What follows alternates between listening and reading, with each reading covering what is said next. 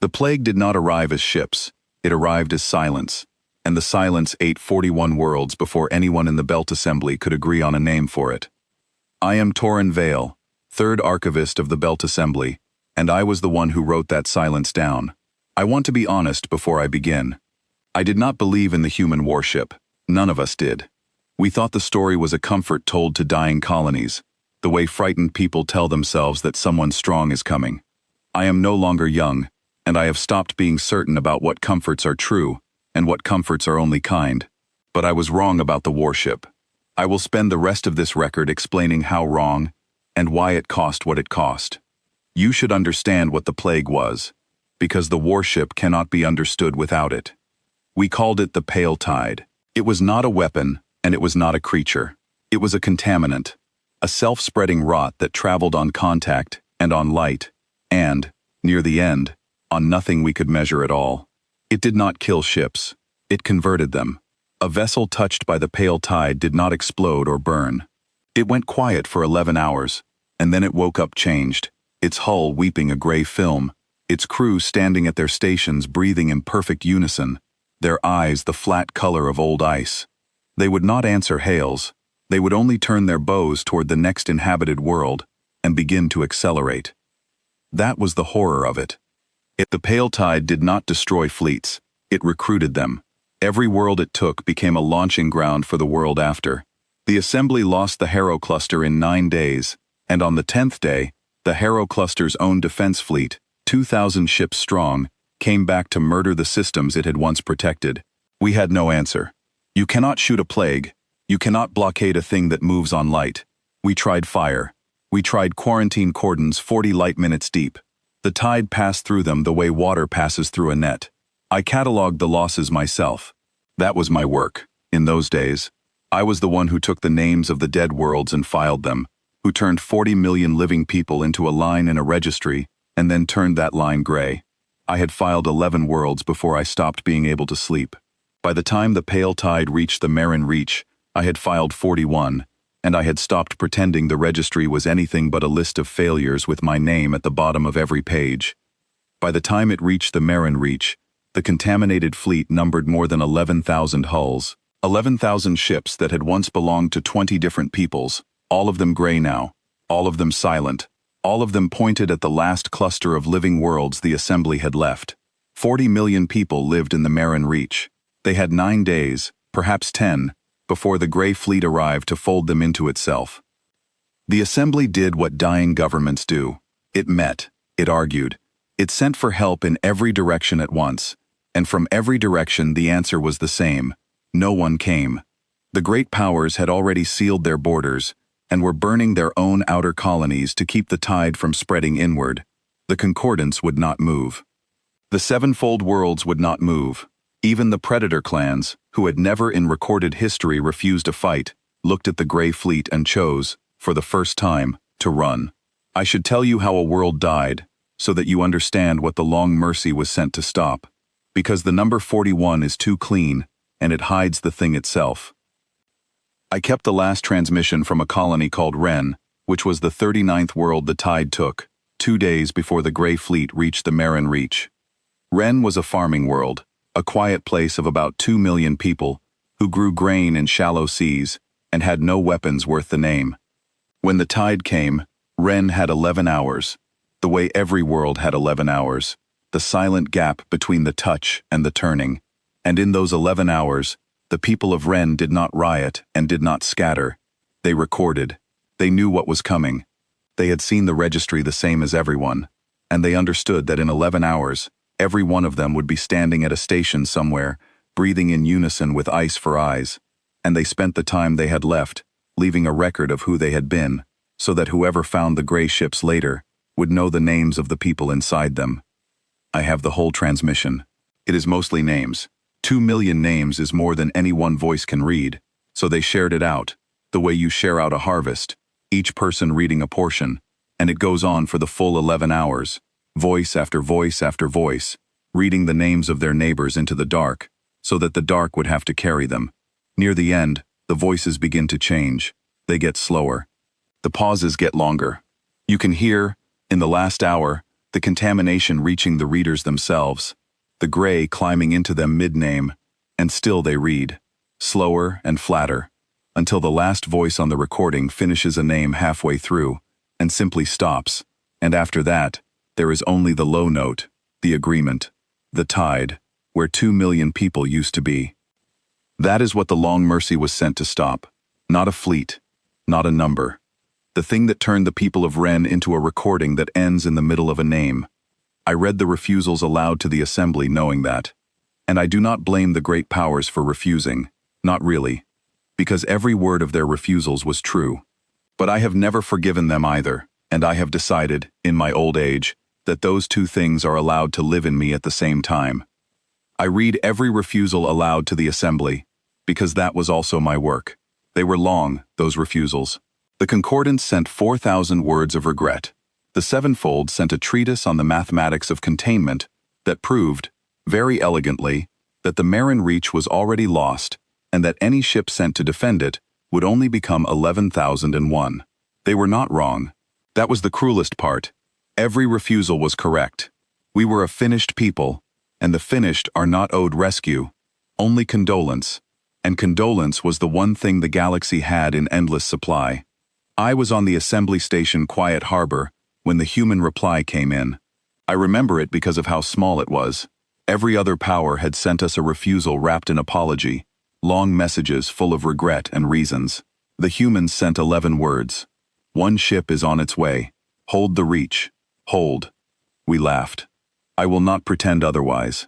We had 11,000 contaminated hulls bearing down on us, and the only people willing to answer had sent a single ship and an order to hold. The assembly speaker read it aloud twice, certain there had been a translation error, certain that the word for fleet had been mangled into the word for ship. There had been no error.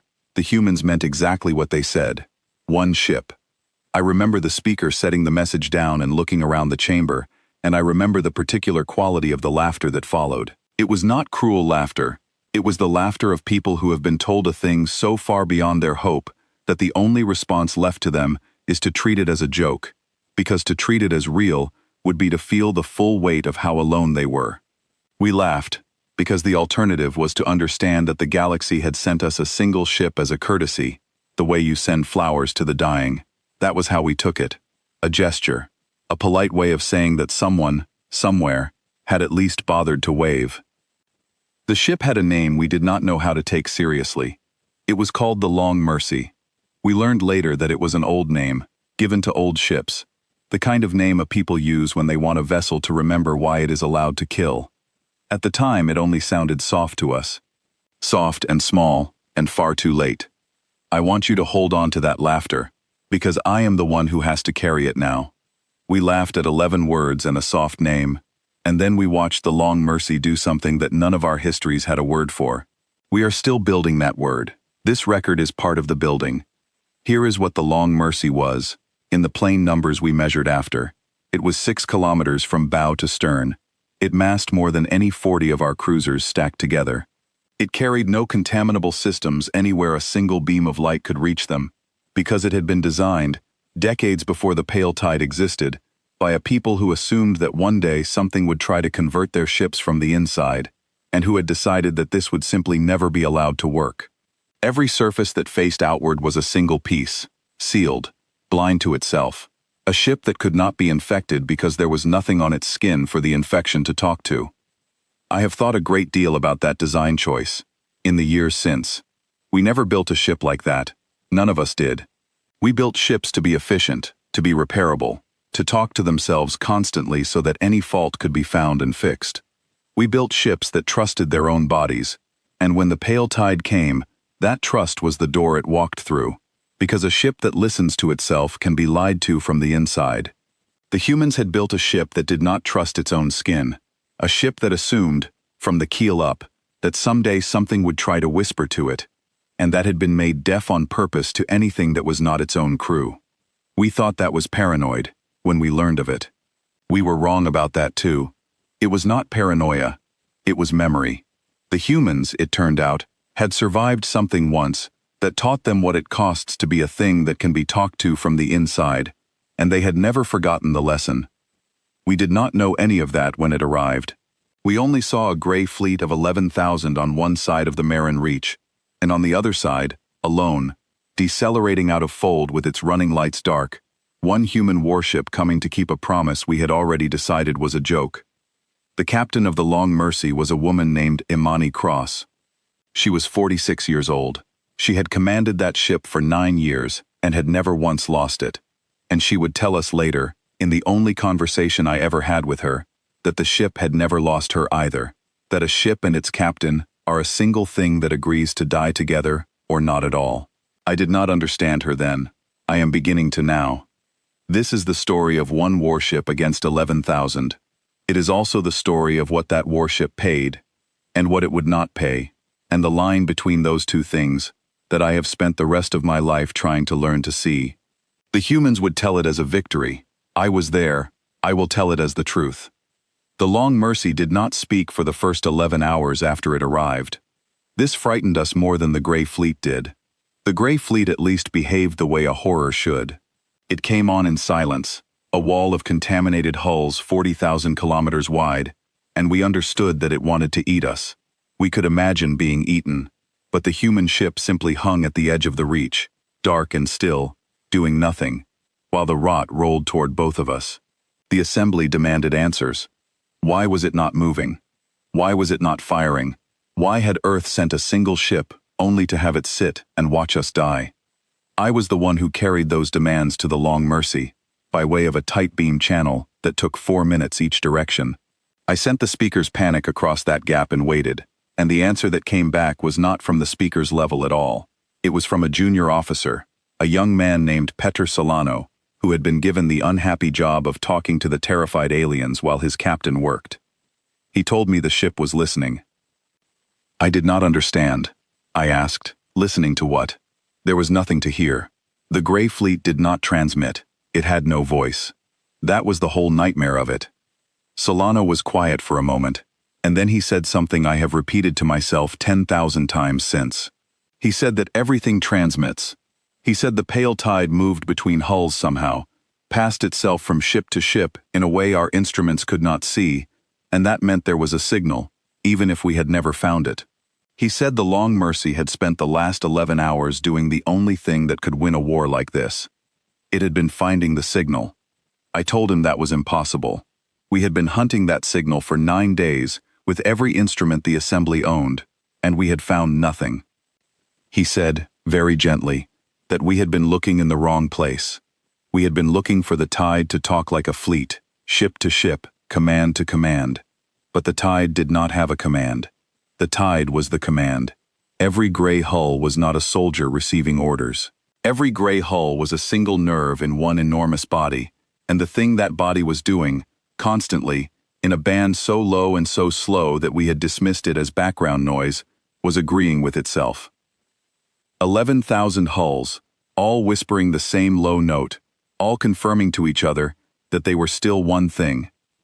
The Long Mercy had spent 11 hours learning that note. I want to dwell on what that means, because at the time it passed over me, and I have come to understand that it was the whole war in a single sentence. We had treated the pale tide as a thing to be fought. The humans had treated it as a thing to be understood. We had thrown fire at it for 9 days. The Long Mercy had not fired a shot in 11 hours. It had simply sat at the edge of the reach in the dark and listened, the way a physician listens to a body, the way a hunter listens to a forest, patient past the point that any of us could have borne, learning the language of the thing that was about to try to eat it. We would never have done that. We did not have the stillness for it. We were too frightened to be quiet, and our fear had cost us 41 worlds. I asked Solano what they meant to do with the note. He did not answer. The channel went quiet, and on my display, the human warship finally began to move. It did not charge. I want to be clear about this, because the histories that came after made it sound like a charge, made it sound like a single ship throwing itself heroically into 11,000. It was not that. What the Long Mercy did was patient and cold, and far more frightening than a charge would have been. It advanced at 1/4 of its capability, bow first, straight toward the center of the gray wall, and as it advanced, it began to sing. That is the only word I have. It sang. It broadcast the low note of the pale tide back at the tide, but changed, shifted, wrong in a way that was deliberate, and the gray fleet, which had not reacted to anything in 9 days, which had ignored our fire and our pleading and our quarantine lines as if we were weather, reacted to that. 11,000 hulls flinched. I saw it on the display, and I did not believe my own instruments.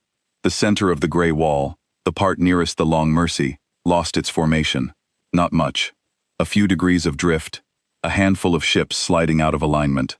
But the tide had never drifted before. The tide was perfect. It was the perfection that had broken us, the way it moved as one mind, with no hesitation and no doubt. And now, for the first time, a small piece of it was hesitating. The Long Mercy had learned the note the tide used to agree with itself, and it had begun, very quietly, to make the tide disagree.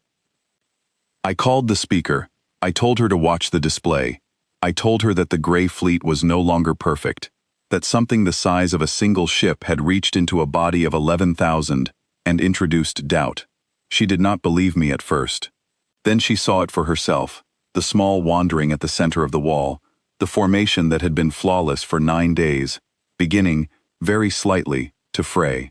And I watched a thing happen to the speaker's face that I had not seen on any face in the assembly since the Harrow cluster fell. I watched her begin to hope, and I watched her be terrified of the hope, because hope is the most dangerous thing a dying people can be given. False hope kills slower and crueler than despair. She looked at me and asked whether it was real. I told her I did not know. It was the only honest answer I had. Captain Cross spoke for the first time then, not to us, to her own ship, on a channel we were only able to hear because Solano had left it open. I think on purpose. I think because someone aboard that warship wanted a witness who was not human. Her voice was level. She said, "Find me the spine." She said, "I do not want the soldiers. I want the thing they are all agreeing with." And a third voice, flat and even, and clearly not a person, the voice of the ship itself, answered her. The ship said that it had found 3 candidate nodes. It said that all 3 were buried deep inside the gray fleet, surrounded by the densest concentration of contaminated hulls, and that reaching any of them would require passing through approximately 4,000 ships. It said the probability of the Long Mercy surviving that passage intact was low. Captain Cross asked the ship how low. The ship told her, "I will not repeat the number, because the number was the kind of number you say to a friend you are about to ask to die with you, and it was not meant for me." But I heard her answer. She did not argue with it. She did not flinch the way the gray fleet had flinched. She simply said, "Then we had better be quick," and she gave the order, and the Long Mercy stopped advancing at 1/4 and went to full. I have watched a great many ships die. I have never, before or since, watched one ship decide to live this hard. It went into the gray fleet like a blade going into water, and the water closed around it, and for 11 minutes the Long Mercy disappeared from our instruments entirely, swallowed by the density of contaminated hulls. The assembly station went silent. 40 million people in the Marin Reach held their breath at once. We thought it was over. We thought the joke had finished telling itself, that the single ship had been folded into the gray the way every other ship before it had been folded, and that soon there would be 11,001 hulls coming to eat us, and one of them would be the last hope anyone had bothered to send. In those 11 minutes I prepared the file. I am ashamed of it now, but I will set it down because I promised the truth. I opened the Marin Reach in the registry, and I began to write its ending, the way I had written 41 endings before it. I had the words ready. I had filed so many worlds that the filing had become a kind of grief that did its own work, automatically, without me. I sat at my station with the Reach, half buried in my own report, certain that the Long Mercy was already gray, already turned, already a part of the thing it had gone to kill. I had stopped believing in the warship before it even finished disappearing. That is who I was. That is the weight I carry now. Then the first node died. We did not see the Long Mercy do it. We saw the result. A region of the gray fleet, perhaps 1,000 hulls across, simply stopped being one thing. The low note that those 1,000 ships had been singing in unison shattered into 1,000 separate notes, each one slightly different, each one suddenly alone. And the ships, cut off from the agreement that had made them a fleet, did not stop moving. They did the only thing left to a nerve that has lost its body. They began to drift, aimless, their engines guttering, their bows wandering off in 1,000 directions, like a crowd that has forgotten why it gathered. The Long Mercy had not destroyed those ships. It had freed them, in a way, into something worse and better than death. It had made them forget that they were the tide. The ship reappeared on our instruments 11 minutes after it had vanished, climbing out of the gap it had torn, its hull scored gray along one entire flank, where the contamination had tried and failed to take hold. The pale tide had touched it. Of course it had.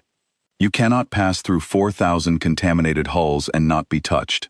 But the gray film that should have spread across the Long Mercy and converted it found nothing to grip, nothing to talk to, no surface willing to listen, and it slid off the sealed hull like water off stone. The ship came out of the gray fleet still itself, still singing the wrong note, still hunting. I deleted the file I had been writing. I want that on the record too. I closed the ending of the Marin Reach, and I sat with my hands shaking, and I understood, for the first time in 9 days, that I was watching something I did not have a category for. The registry had a category for every kind of death. It had no category for a single ship walking out of 11,000 and still being itself. I had no file for that. None of us did. 2 nodes left. I went to the speaker and I told her to stop the evacuation. She had ordered the Marin Reach emptied, every ship that could fly loaded with people and sent inward. A desperate flight that everyone knew would only spread the survivors thin enough for the tide to chase them down one world at a time. I told her to stop it. I told her that the joke we had laughed at was, at that moment, 11 minutes deep inside 11,000 contaminated hulls, killing the thing that made them a plague. She asked me if I was certain. I told her the truth.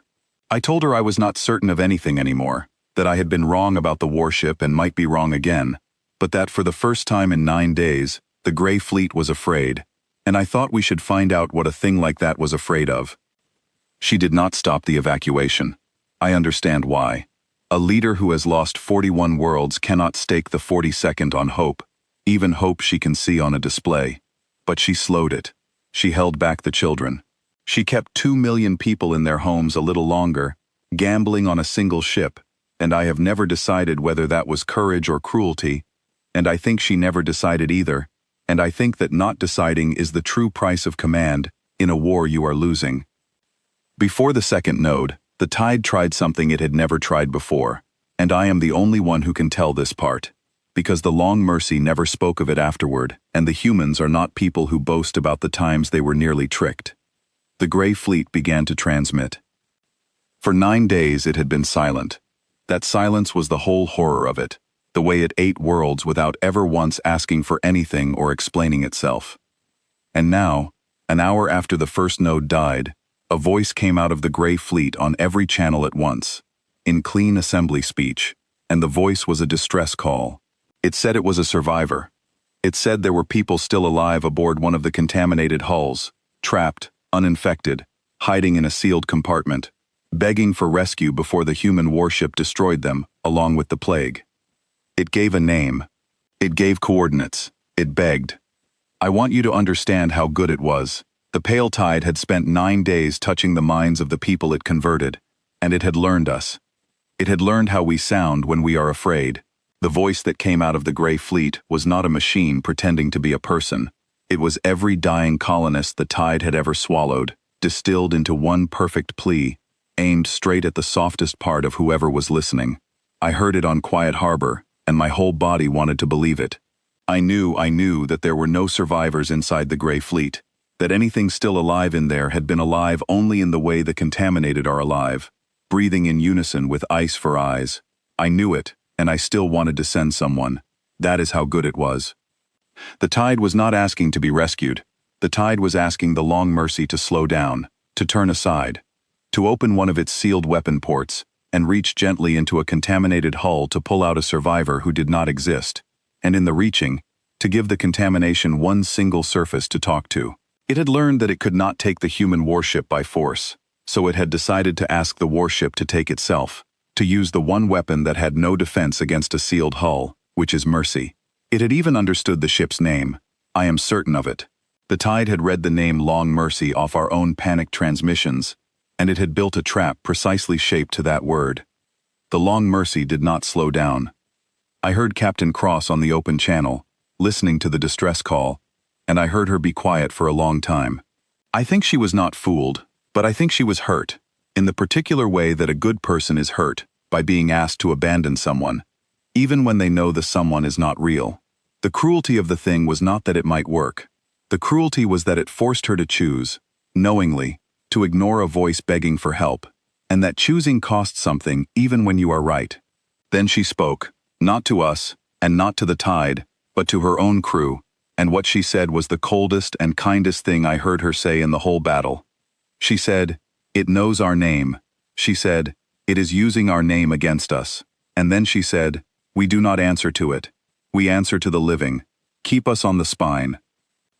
And the Long Mercy held its course, straight through the begging voice, and did not open a single port, and did not slow by a single meter, and the distress call followed it all the way in, growing more desperate, naming children now, describing them, until even the humans had to turn the channel off, because a thing does not have to be real to wound you with it.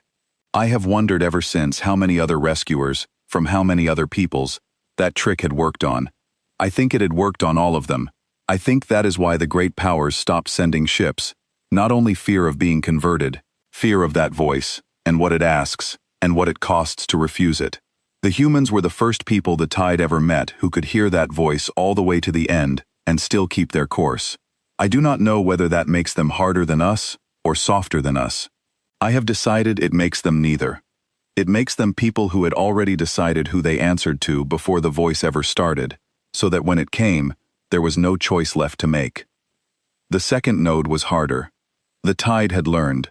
After the first node fell, the Grey Fleet did something it had never done before. It reorganized. The contaminated hulls drew in tight around the two surviving spines, a wall of ships dozens deep, a fortress of plague built specifically to keep one human warship out.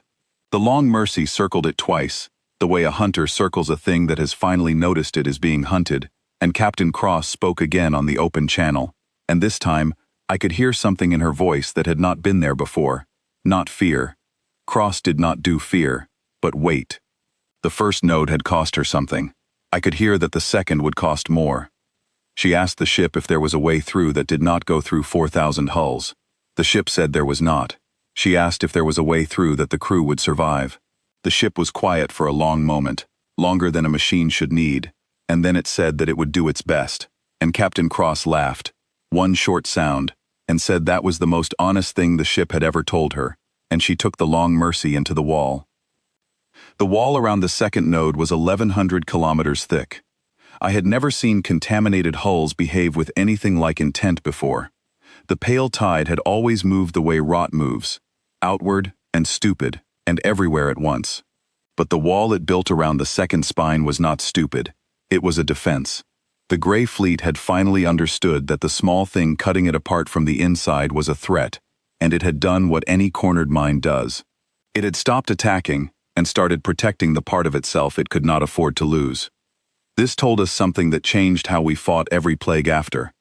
It told us the pale tide could learn, and a thing that can learn can be taught to be afraid. I called the human ship. I had no right to, but I had stopped caring about rights.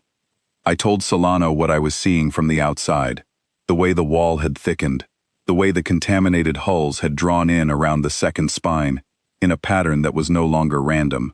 I thought I was warning him. I thought I had information the warship needed. Solano listened, and then he told me, kindly, that the Long Mercy had seen it before I had, that the ship had been mapping the reorganization in real time from the inside, that Captain Cross had already named it.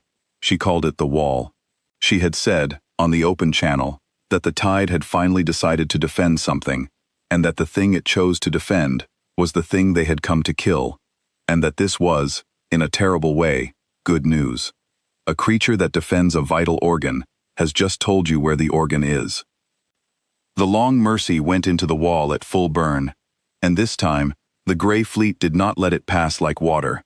This time, it closed. 1,100 kilometers of contaminated hulls converged on a single 6-kilometer ship, ramming, swarming, pressing in from every angle at once, trying to do by sheer mass what the contamination could not do by contact. They could not infect the Long Mercy, so they tried to crush it. I watched the human warship take hits that would have ended any vessel in the assembly fleet, and I watched it keep moving. Its sealed hull held. Its weapons, mounted deep and firing through ports that closed the instant they were not in use, carved corridors through the gray that closed again behind it. For 19 minutes, the Long Mercy was a single point of light, grinding inward through a wall of dead ships, and the wall fought it the whole way, and the wall was winning. I need to be precise about that, because the humans never were. The wall was winning. By the 14th minute, the Long Mercy had slowed. By the 16th, it had nearly stopped, buried so deep in contaminated hulls that the pressure of them was greater than its engines could push against. Captain Cross was 300 kilometers from the second node, and she could not move, and the gray fleet was packing more hulls onto her by the second, building her tomb around her one ship at a time. This is the part the histories leave out. There was a moment, 16 minutes into that wall, when the Long Mercy was going to lose. I heard it on the open channel. I heard the ship tell Captain Cross that forward progress had stopped. I heard it tell her that the structural load was approaching limits even its sealed hull was not designed to hold. I heard it offer her, in its flat, even voice, the option of reversing course, of pulling back out of the wall while it still could, of surviving to fight the tide another day, in some other system, with some other plan. The ship was not afraid. The ship was being honest, the way it had promised to be. It was telling its captain that it could still save itself if it left right now. I have replayed that offer 1,000 times. The ship was not a coward. The ship was a mind that loved its captain and was telling her, in the only way a ship can, that there was a door, that the door was still open, that she did not have to die here. It was the kindest thing the Long Mercy ever said, and it was the one thing Captain Cross refused. And Captain Cross said no. She did not say it the way a fanatic says no. She said it the way a person says no, to a thing they have already thought all the way through. She told the ship that if the Long Mercy pulled back, the Gray Fleet would learn that the wall worked. She told it that the next world, and the world after that, would face a tide that knew how to protect its own spine, and that no single ship would ever cut it again. She told it that they had one chance to teach the pale tide the opposite lesson, to teach it that the wall did not work, that there was no amount of dead ships you could stack between a human warship and the thing it had come to kill. And then she said something I have never forgotten. She said, "We did not come here to survive. We came here so that surviving would mean something." There is a part of this that I only learned later, from the records the humans gave us, along with the names, and I will set it here, because it belongs here. In the worst minute of the wall, when the ship had stopped and the Gray was packing in around it. Inside the Long Mercy, in those minutes, the crew did not panic. The records show it plainly, and the records are the one thing the humans did not soften, because the dead deserve to be remembered accurately, and the humans understand that better than we do. There were 211 people aboard that ship, and when the wall stopped them 16 minutes in, and the structural alarms began, not one of them broke. I have read the bridge record. I have heard, in the flat preserved sound of it, what a human warship sounds like in the moment it might be about to die, and it does not sound like screaming. It sounds like work. A woman named Hale, who ran the forward batteries, called out target solutions, in a voice as level as a person reading a list. A man named Okonkwo, who held the power distribution, talked the ship through the climb past maximum, the way you talk a frightened animal across a bridge, steady, low, naming each threshold as they crossed it, so that no one aboard would be surprised by their own ship. And under all of it, threaded through the whole record, was Petr Solano, the young officer who had been talking to me, the one whose job it had been to soothe the frightened aliens. In the worst minute of the wall, he was still doing that job. He had left a channel open to Quiet Harbor, and in the gaps between his real duties he was telling me, telling us, telling 40 million people he would never meet, that the ship was holding, that the captain had it, that we should not be afraid. He was reassuring us. From inside a ship that was 16 minutes from coming apart, the youngest officer aboard was spending his last calm breaths making sure the strangers outside were not frightened. I did not deserve that. None of us did. I have thought about it more than almost anything else from that night. The boy who used his dying ship's worst minute to comfort the people it had come to save. That is a kind of courage I do not have a file for. It is not the courage of the soldier who charges. It is the quieter, stranger thing, the courage of a person who, with everything ending around him, decides that someone else's fear matters more than his own, and acts on it, and keeps acting on it, right up to the edge. Then she asked the ship for everything. I do not have the human words for what the Long Mercy did next, and our words are not strong enough, so I will only tell you what we measured. The ship's power output, which had been running at what its own systems called maximum, climbed past maximum into a band that the ship's voice described, for the first time, as outside design tolerance. Every weapon port on the forward hull opened at once and did not close. The careful, conserving rhythm that had carried the Long Mercy this far fell away, and the ship stopped fighting like something that wanted to live forever, and started fighting like something that only needed to live for the next 300 kilometers. It burned the wall open. Not through, open. The Long Mercy poured its whole self into a single forward cone, and the contaminated hulls in that cone did not get pushed aside. They got unmade, vaporized, in a line that drove straight toward the second node, like a spear of light forced through a closing fist.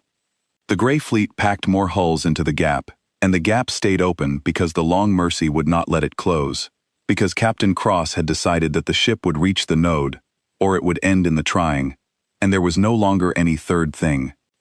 I have spoken to others who watched it from the Reach, in the years since, and we have never been able to agree on what we saw. Some say the light of that forward cone was the brightest thing in the sky for those minutes, brighter than the Reach's own star. Some say it was silent, that a thing that violent should have made the whole of space scream, and instead made nothing, because there is no sound in the dark, and the dark does not care how hard a ship is dying. What we agree on is the line. There was a line of pure unmaking driving inward through the wall, and at the back of the line was a single human warship spending itself faster than anything we had ever measured, and at the front of the line was the second spine of the pale tide, growing closer, with nowhere left to hide. It reached the node. The second spine died the way the first had, but bigger, because there were more hulls clustered around it. 3,000 contaminated ships lost their agreement at once. 3,000 gray hulls forgot they were the tide, and scattered into 3,000 separate confusions, drifting, guttering, their bows wandering. The low note that had bound them shattered, and the shattering was so large that we heard it on our own instruments 40 light minutes away, as a sudden silence where a third of the plague's voice had been. The Reach felt it before the instruments confirmed it. I was on Quiet Harbor and I felt the whole station change, the way a rune changes when a held breath is finally let out. 40 light minutes is too far to feel anything. But we felt it anyway, all of us at once, the second great silence opening in the body of the thing that had eaten 41 worlds. We had stopped believing we would ever hear that silence, and now we had heard it twice. But the Long Mercy paid for it. The ship came out of the second wall, and it was not the same ship that had gone in. I could see it on the display. The hull that had been scored gray along one flank was now scored along three. Whole sections of its forward armor had been burned away from the inside by the power it had forced through itself. It was venting something into space, a long pale plume that trailed behind it as it climbed out of the gray, and its motion had changed. It was slower. It listed, very slightly, the way a wounded thing favors a side. The Long Mercy had burned the wall open, and the wall had taken a price for it, and the price was written all over the ship's broken skin. I looked at that ship on my display, listing and venting and slow, and I understood something that I have never been able to unsee since. The Long Mercy was not invulnerable. We had begun, all of us, in those last hours, to believe that it was. We had watched it walk out of 11,000 hulls, and we had started to tell ourselves the old comforting story again, that someone strong was here, that the strong cannot be hurt, that we were safe behind a thing that could not be touched. And the wounded ship on my display put an end to that story. It could be touched. It was being torn apart. It had simply decided that being torn apart was acceptable, and that decision, not any armor, was the strong thing. The strength was never in the hull. The strength was in what the hull had agreed to spend. Captain Cross came back on the open channel. Her voice was steady, but there was something underneath the steadiness now, something I had not heard in any of the great powers who refused us, something I had only ever heard in people who have decided to spend themselves, and are doing the arithmetic of how much is left. She asked the ship for a damage assessment. The ship gave it to her. I will not repeat all of it, but I heard the part that mattered. The ship told her that it had one node left to kill, and that it no longer had enough of itself left to kill it the way it had killed the first two. There was a silence on the channel. 40 light minutes away, on Quiet Harbor, I held my breath with 40 million other people who could not hear what I was hearing. And then Captain Cross asked the only question left. She asked the ship if there was a way to kill the last node that the ship could survive. The ship told her the truth. It said no. She did not pause for very long. I have thought about that, in the years since. I have thought about how short the pause was, how little time a person needs to decide a thing like that, when they have already decided the shape of themselves long before the moment arrives. Captain Imani Cross took less than 4 seconds. Then she said, in a voice that did not shake, "All right, show me the third one." The third node was different, and the difference is the reason I am still telling this story. The first 2 spines had been buried in the gray fleet, protected by mass, hidden behind walls of contaminated hulls. The third one was not hidden. After the second node fell, the pale tide did something it had never done in 9 days of being studied. It moved its last spine to the front.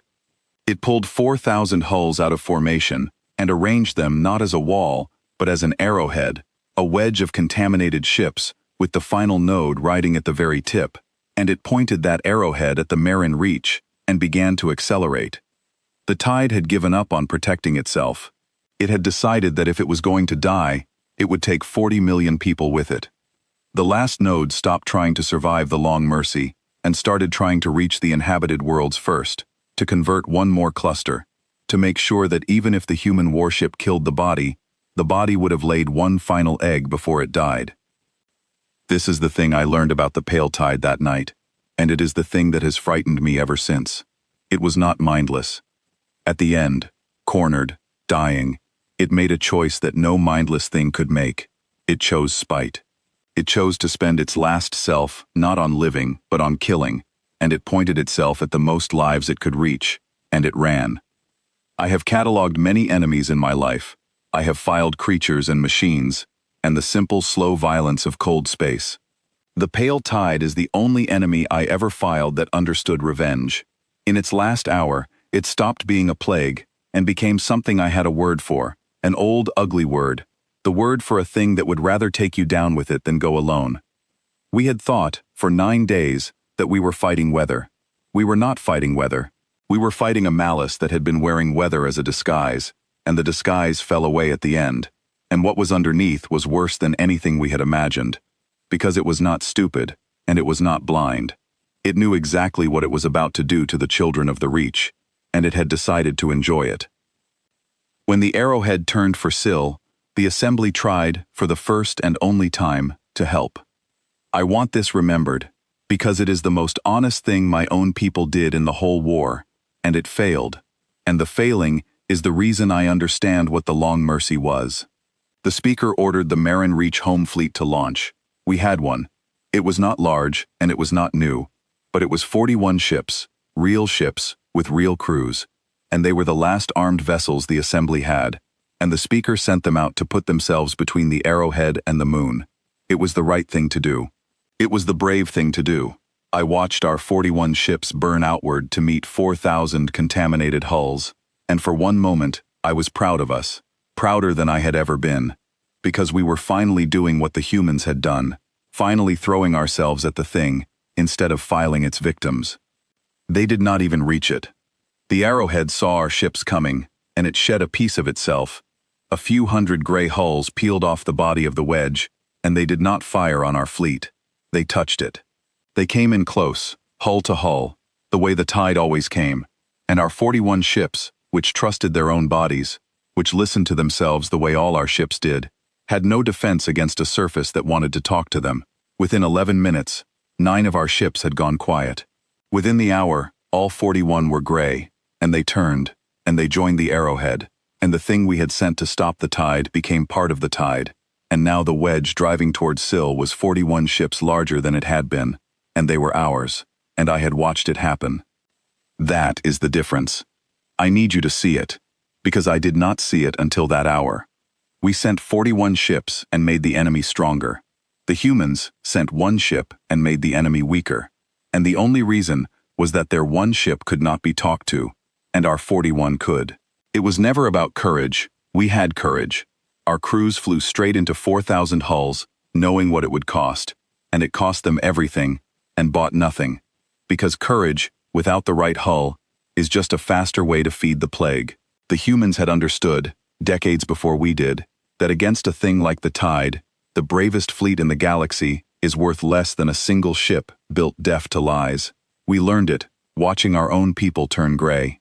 It is the most expensive thing we ever learned, and the Long Mercy already knew it before it ever arrived. So when I tell you that the Long Mercy was the only thing that could catch the arrowhead, I am not telling you a story. I am telling you arithmetic written in our own dead. There was no second option. There was no fleet that could have done it. There was one ship in the whole of creation that could drive into 4,000 contaminated hulls and come out the other side still itself. And it was wounded, and it was slow, and it was listing, and it was already 3/4 spent, and it was all there was. And the Long Mercy was wounded, and slow, and listing, and it could not catch the arrowhead the way it was. I heard the ship tell Captain Cross this. I heard it lay out the numbers in its flat, even voice. The third node was accelerating toward the Marin Reach. The Long Mercy, damaged as it was, could not overtake it before it reached the first inhabited world. There was not enough ship left to make the speed. The plague was going to win the last move, even dying, even broken, because it had stopped caring about itself, and the human ship had not yet stopped caring about its captain. I want to be exact about the geometry, because the geometry is the whole tragedy. The first inhabited world in the Arrowhead's path was a place called Syl, a small mining colony of 300,000 people on a moon that had never done anything to anyone. Behind Syl lay the dense inner worlds of the Reach, where the other 37 million lived. If the third node reached Syl, it would convert it, and Syl's own ships would wake gray and join the wedge, and the wedge would drive on into the inner Reach, a little larger and a little stronger, and the whole thing would begin again. The Long Mercy had cut away 2/3 of the plague's body, but 2/3 of a thing that can rebuild itself from a single converted world is not enough. The last third was racing for the one place where it could become whole again, and it was ahead, and it was faster, and it did not care if it died as long as it got there first. Captain Cross asked the ship one question. She asked it what would happen if the Long Mercy stopped saving anything for afterward. I did not understand the question when I heard it. I understand it now. Every ship, even a human warship, fights with a part of itself held in reserve, a margin kept back so that the ship can survive its own violence, so that it does not burn out its own heart, winning a fight only to die in the cooling. The Long Mercy had already spent more of that margin than was safe. What Captain Cross was asking was whether there was a way to spend all of it, every last part, the margin that kept the ship alive after the killing was done. The ship answered her honestly, the way it had answered her all night. It said that if it spent the full reserve, it could overtake the third node and kill it before it reached the Reach. And it said that there would not be enough of the ship left afterward to matter. It told her, in plain words, that this was not a plan to win the battle and survive it. This was a plan to win the battle instead of surviving it. The two had stopped being the same thing. There was a long quiet on the channel. Longer than 4 seconds this time. I think she was looking at the Reach.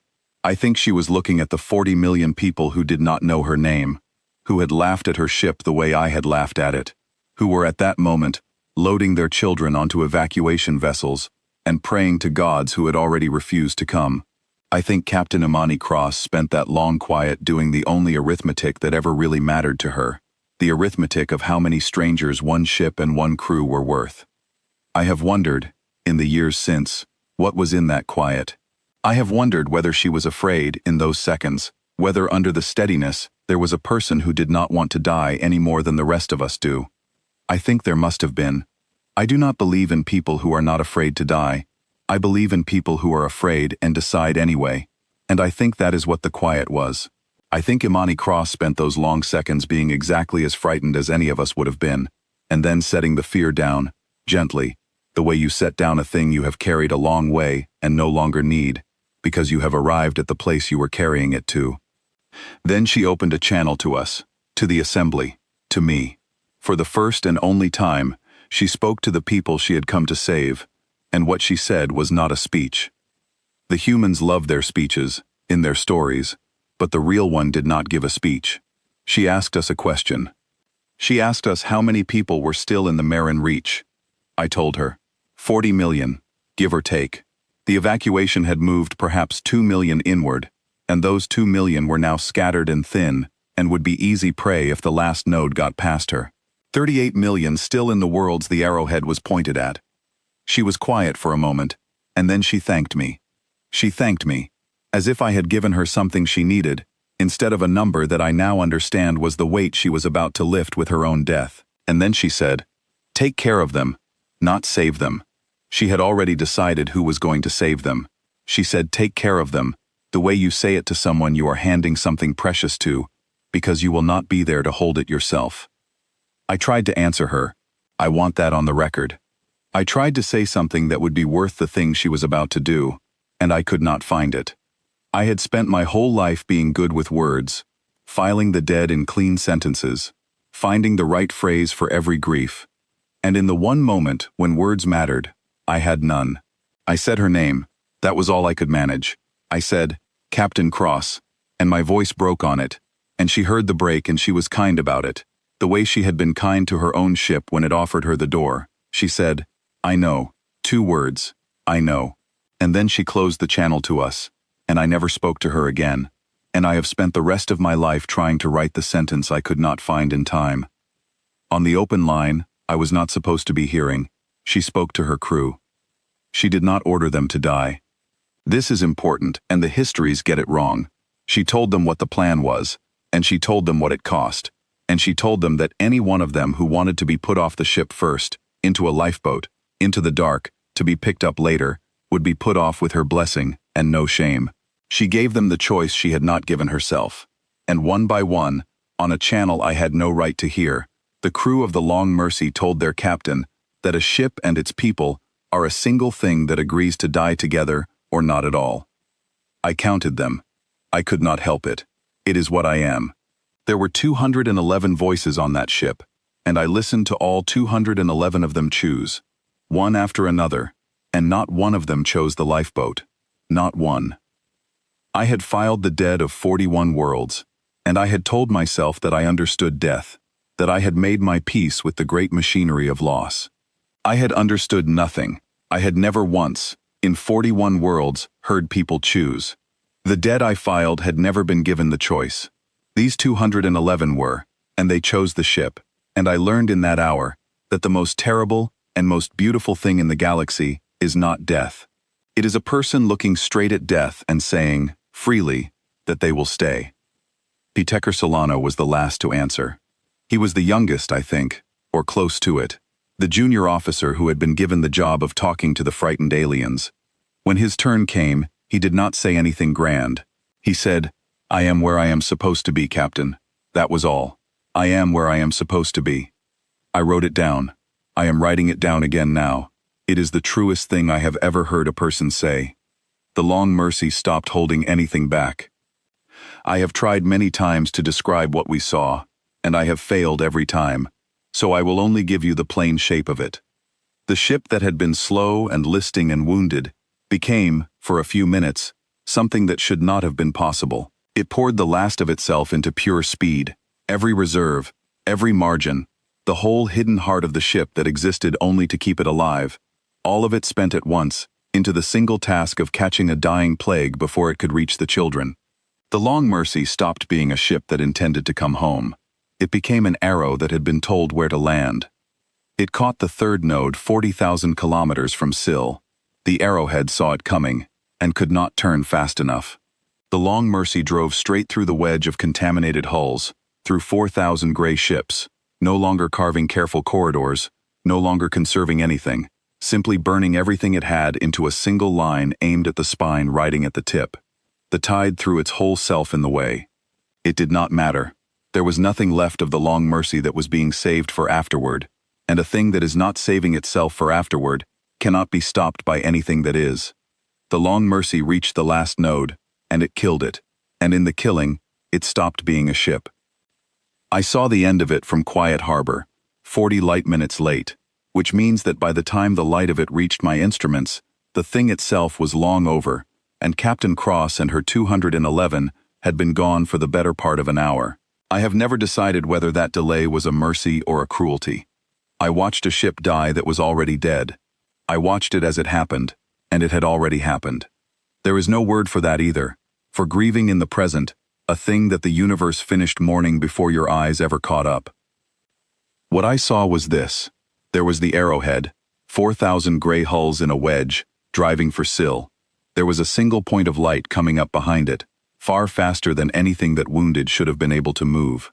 And then the point of light caught the wedge, and for one instant, one single instant, that I have held in my mind for the rest of my life, the whole Arrowhead lit from within, not from the outside the way a thing burns, but from the inside, the way a held breath looks in the half-second before it is let go.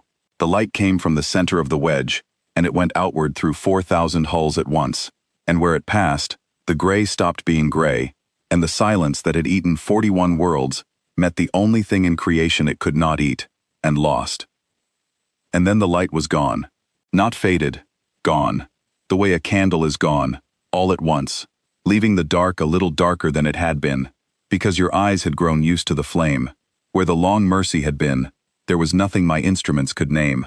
Where the third note had been, there was nothing at all.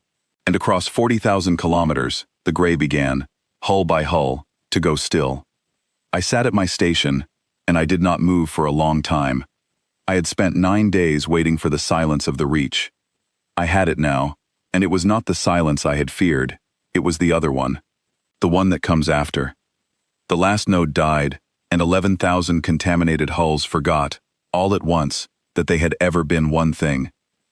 I want to describe that moment carefully, because it is the moment 40 million people lived through, and most of them never understood.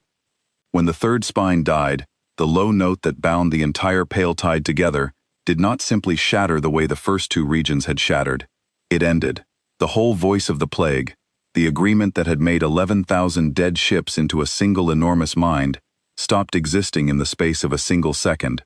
And every gray hull in the Marin Reach, all at once, became what it had always secretly been underneath the contamination. A ship. A dead, drifting, ownerless ship, with no command, no body, no tide, no reason to point its bow at anything ever again. They did not attack. They could not. There was no longer any them to do the attacking. 11,000 hulls coasted to a slow, aimless stop across 40,000 kilometers of empty space, their engines guttering out one by one, their gray film going still and dead on their skins. The pale tide, which had eaten 41 worlds and could not be shot or blockaded or burned, was simply over. It had been killed not by being destroyed, but by being divided, by one ship that had learned the note of its agreement and then driven a spear through the 3 places that held the agreement together. The colony of Sill never woke gray. 300,000 miners who had been 40,000 kilometers and a few minutes from becoming the next launching ground of the plague went to sleep that night still themselves, and most of them never knew how close it had come, because the thing that saved them did it 40,000 kilometers out in the dark, where no one on the moon could see. That is how the real rescues happen, I have come to think. Not in the sky over the city where everyone can watch. Out in the dark, far away. Done by people the saved will never meet. Finished before the saved even understand they were in danger. The Marin Reach was saved.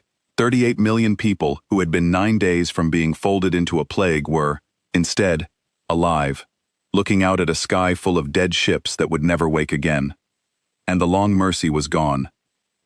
I have to be honest about what gone means, because the humans were not, afterward, and their dishonesty was a kindness, but it was still a dishonesty. The long mercy did not survive. There was no clever escape, no last reserve revealed at the final moment, no broken ship limping home to a hero's welcome.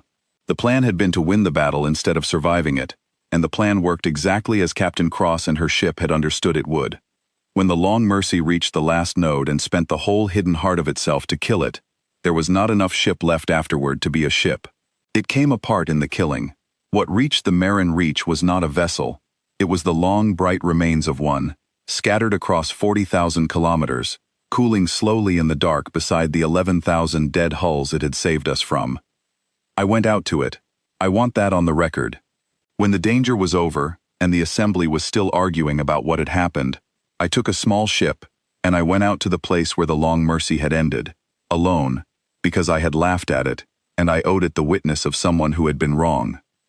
There was not much to find. A ship that spends its whole self does not leave much. I had imagined, on the way out, that I would find something whole, some recognizable piece, a bow or a bridge or a nameplate I could carry home. There was none of that. The Long Mercy had not broken the way ships break. It had emptied itself, completely, the way a lamp empties of light, and what was left was only the cooling traces of where the light had been. I drifted through it for a long time, my small ship moving slow among the scattered fragments, and I did not weep, because I had not yet earned the right to, and I have always believed that grief you have not earned is a kind of theft from the people who actually paid. But I found one thing, and I have kept it, and it is the reason this record exists. I found a fragment of the hull, perhaps 30 meters across, one of the sealed outer plates that the pale tide had touched 1,000 times and never once been able to convert. It was scored and burned and dead, like everything else. But the tide had never gotten inside it. The thing that the Long Mercy had been built to refuse, decades before the plague existed, by a people who had simply decided that no one would ever be allowed to convert their ships from the inside. The tide had never managed it. Not once. In a battle against 11,000 contaminated hulls, the human warship had been touched by the plague more times than any vessel in history, and it had remained, to the very last fragment, entirely itself. That is the thing I carried home. Not the victory, the refusal underneath the victory. A ship that could be destroyed but could not be taken. A ship that would spend every part of itself to save strangers, and would not, even in dying, surrender a single plate of what it was. I have that fragment still.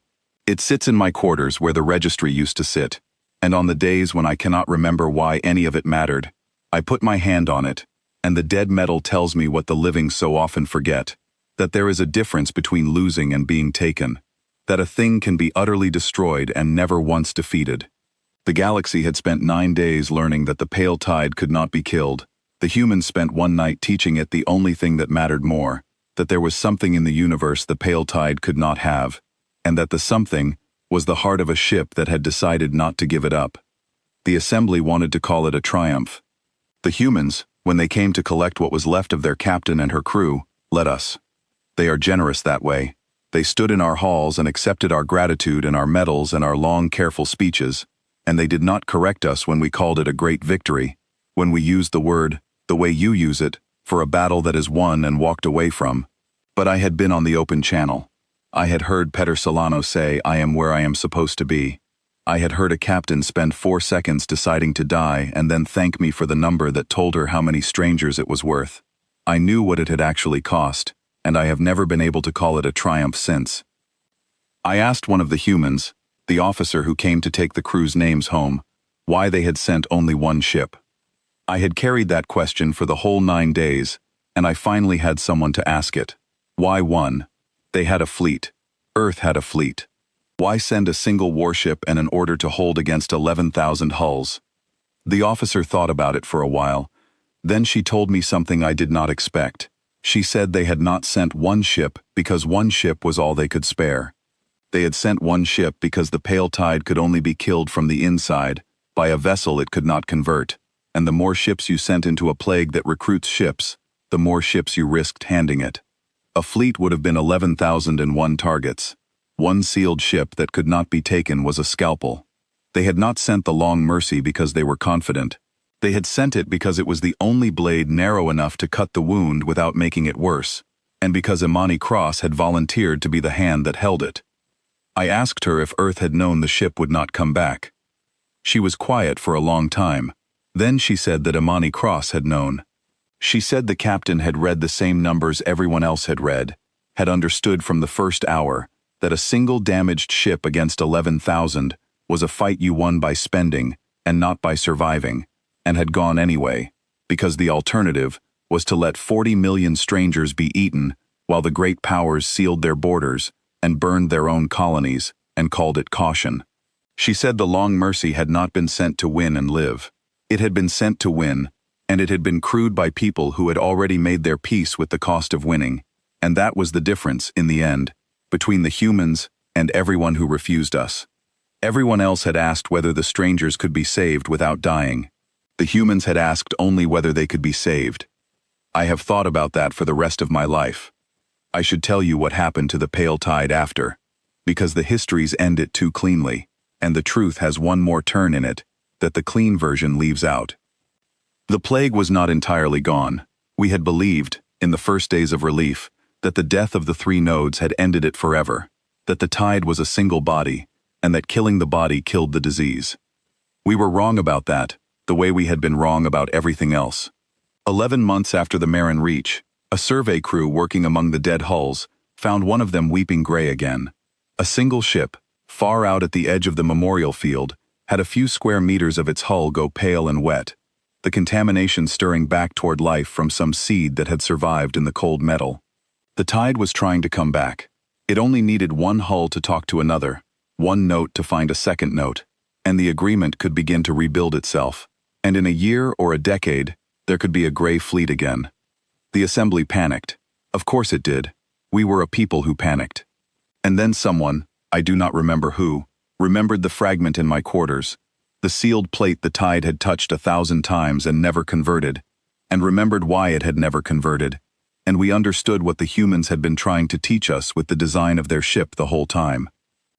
You do not fight the tide by killing it. You fight it by being a thing it cannot talk to. We had spent 9 days throwing fire at a plague, because that is what frightened people do. They attack. The humans had spent decades building a ship that simply could not be infected, because that is what people do who have already survived something once and learned the right lesson from it. So when the tide stirred among the dead hulls, we did not throw fire at it. We sealed it. We took the lesson of the Long Mercy, and we built blind, deaf, single-piece quarantine shells around every contaminated hull in the memorial field, 11,000 of them, one at a time, over the course of 4 years. And inside each shell, the contamination had nothing left to talk to, no second hull within reach, no note that could find another note. We did not destroy the Pale Tide. We made it alone.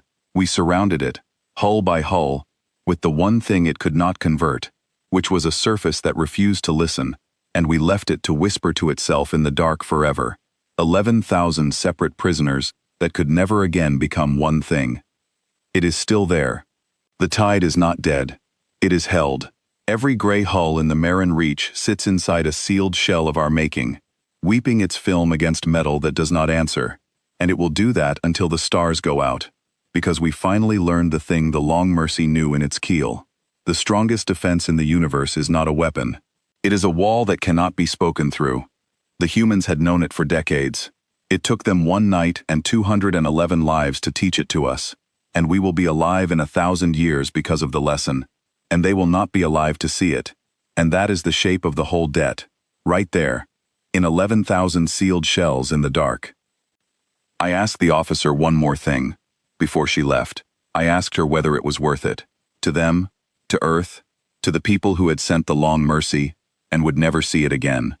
40 million strangers, none of them human, none of them owed anything, in exchange for 1 ship and 211 of their own.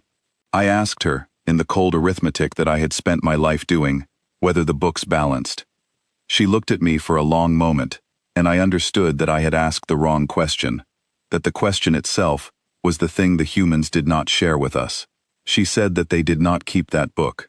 She said the moment you start keeping that book, you have already become the people who sealed their borders, and that the whole point of the Long Mercy, the whole reason it was allowed to kill, was that it carried a crew who had agreed never to open that book at all.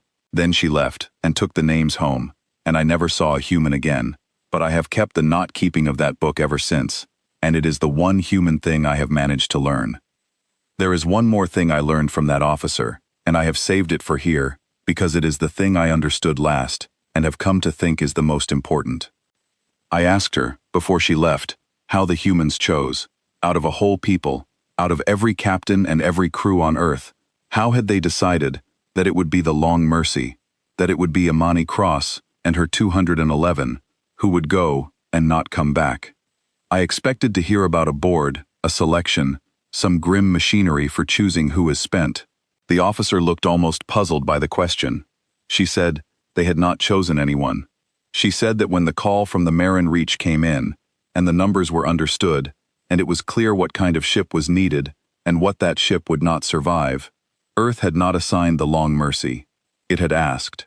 It had put the truth of the Reach in front of every sealed ship it had, all of them, plainly, the 11,000 hulls, and the cost, and the certainty of not returning, and it had asked who would go, and more ships had answered than there were Reaches to save. The Long Mercy was simply the nearest of the volunteers. There had been a line. I think about that more than almost anything. There was a line. A whole people had built ships that could not be taken, and crewed them with people who could not be turned, and when the worst thing in the galaxy came for strangers who had laughed at them, the problem Earth faced was not finding someone willing to die. The problem was choosing among the many who were. We had spent 9 days unable to find a single power willing to lose one ship for us. The humans had spent an afternoon turning volunteers away. That is not a difference of strength. We had strength. It is a difference of what a people decides, long before the call ever comes, about who they are willing to be when it does. We kept the dead ships. The 11,000 hulls the Long Mercy freed never woke, and we did not scrap them. The assembly turned the Marin Reach into a memorial. 11,000 silent vessels coasting forever in the dark where they had been saved. And at the center, in the place where the last node died, we marked the spot where one human warship had spent its whole self and left nothing but a scattering of plates that could not be converted. There is no body there. There was not enough of the Long Mercy left to bury. There is only the place, and the dead fleet around it, and a small light that the assembly keeps burning, fueled by us, tended by us, because we are the ones who were saved, and we are the ones who owe it. I go there sometimes. I am old now, older than I was when I laughed at 11 words and a soft name, and I do not have many trips left in me. But I go, and I sit in the dark beside the dead fleet, and I read the names. The humans gave us the names, all of them. Amani Cross, Peter Solano, the whole crew of the Long Mercy, every person who told their captain that a ship and its people are a single thing that agrees to die together, or not at all. I read them aloud, in the dark, beside the 11,000 hulls they unmade, because someone should, and because I am the one who was wrong, and reading them is the only apology I have left to give. I read them slowly. It takes most of a day to read 211 names the way they deserve to be read, with the pauses, with the silence after each one, that lets the name be a person and not a line in a file. I was a filer of the dead for most of my life. I turned millions of people into clean sentences. This is the opposite of that work, and it is the only work I have ever been proud of. To take the names out of the file, to say them slowly, to let them be heavy again. I have spent my whole life making the dead light enough to carry, and at the end, I have learned that the only honest thing to do with the dead is to let them be exactly as heavy as they were. The young ones come to the reading now. That is the part I did not expect, and the part that has, in the end, made my old age bearable. When I began going out to the dead fleet, I went alone, an old archivist reading names to ships that could not hear him.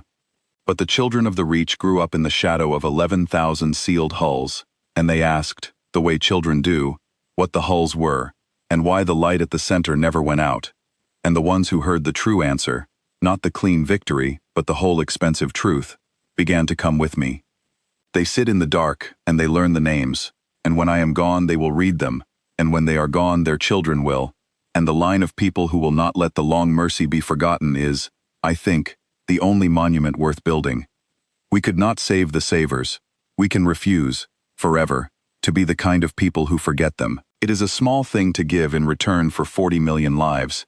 It is also the only thing we have, and the humans, I think, would tell us it is enough, because they were never people who kept the book of what is enough. The galaxy tells this story now as a victory, one human warship against 11,000, and the warship won, and the plague that could not be stopped was stopped. That is true. Every word of it is true. But it is not the whole truth, and I am the last witness to the rest of it, and so I will set the rest of it down here while I still can. The whole truth is, that the Long Mercy did not win the way we wanted it to win. It won the way the brave win, which is the expensive way, the way that saves everyone except the savers.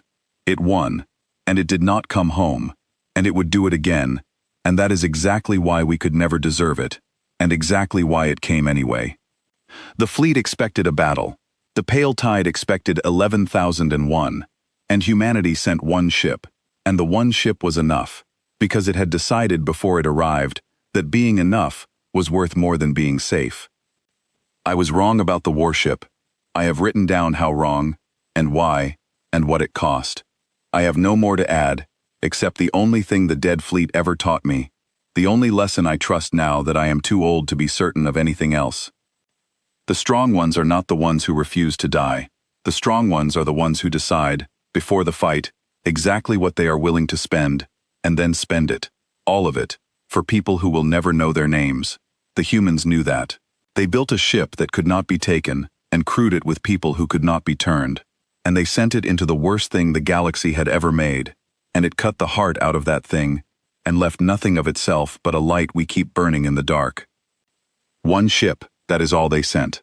One ship, and it was more than the whole galaxy combined, because the whole galaxy had asked whether we could be saved cheaply, and the one ship had never once asked at all.